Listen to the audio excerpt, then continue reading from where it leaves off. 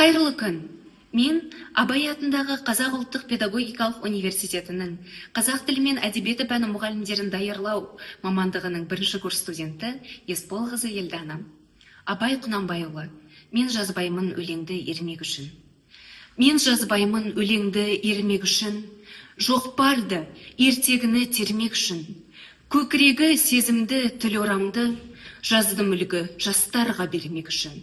Бұл сөзді тасырықпас талаптығар, көңілінің көз ашық сергек үшін. Түзукел, қисы қыңыр қырын келмей, сыртын танып іс бітпес сырын көрмей, шу дегенде құлағың тосаңсиды, өскен соң мұндай сөзді бұрын көрмей. Таңғалам, алдыңғы айтқанды ұқпай, және айта бер, дейді жұрт тыным бермей. Сөз айттым Әзіретәлі айдаһарсыз, мұнда жоқ алтын ек саралағыз, кәрілікті жамандап өлім тілеп, болсын деген жерім жоқ жігіт арсыз. Әсіре, қызыл емес деп жиренбеңіз, түбі терең, сөз артық бір байқарсыз.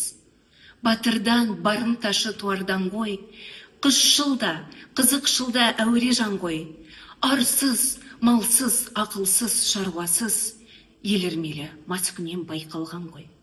5-6 мыйсыз мәңгүрт күлсем әз боп, қинамай қызыл тілді, кел тілді ал қой.